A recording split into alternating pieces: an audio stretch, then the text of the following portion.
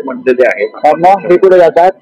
गुवाहाटीला का सुरतला की गोव्याला की दरे गावात काय कुठे जातात? बघा त्यांची मती गुंग झालेली, हे भरकटलेले, हे सगळे अघोरी साधू आहेत. आणि प्रयागराजच्या अघोरी साधू जे आहेत त्यांची तपस्या आहे, त्यांची तपस्या आहे, ते हिंदुत्वाचे प्रतीक आहेत.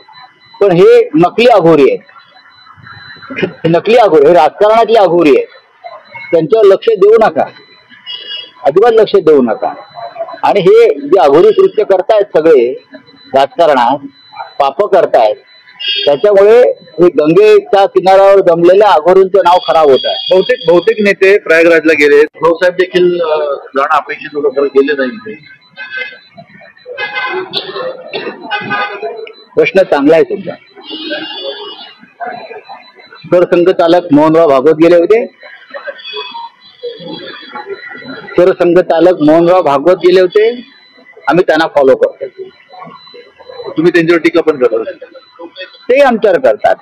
हिंदुत्व, राष्ट्रीय स्वयंसेवक संघ असेल, विश्व हिंदू परिषद असेल, बजरंग दल असेल, सध्याचा भारतीय जनता पक्ष हा नकली हिंदुत्ववादी पक्ष आहे.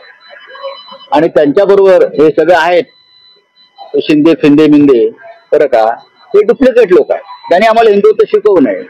राष्ट्रीय स्वयंसेवक संघाचे सरसंघचालक मोहनराव भागवत यांना मी तरी प्रयागराजला जाऊन गंगे डुबके मारून स्नान करताना मी पाहिलं नाही.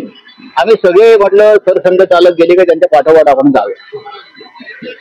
म्हणजे ते गेले असते तर तुम्ही गेले असता? नक्कीच आमची अशी योजना होती. सरसंघचालक गेले म्हणजे भारतीय जनता पक्षाचे जे प्रमुख आहेत, मूळ प्रमुख, तर आमचं जाण्याचं नक्कीच ठरलं होतं की आपण सरसंघचालकांना फॉलो करू. ते धर्मक्रांतीचे जनक आहे. त्यानंतर संघाचे इतर जे प्रमुख लोक आहेत सगळे आम्ही त्यांच्या मागे होतो, पण आम्हाला कोणी दिसलं नाही जाताना. म्हटलं काय गडबड काय आहे. त्याच्यामुळे तरीही आमच्यातले अनेक आमचे सहकारी पदाधिकारी प्रयागराजला जाऊन त्यांनी डुबके मारून द्या. नवीन नवीन घडामोडी पाहण्यासाठी आजच आम्ही मुंबईकर 24 तासला लाईक करा, सबस्क्राईब करा आणि अपडेट रहा.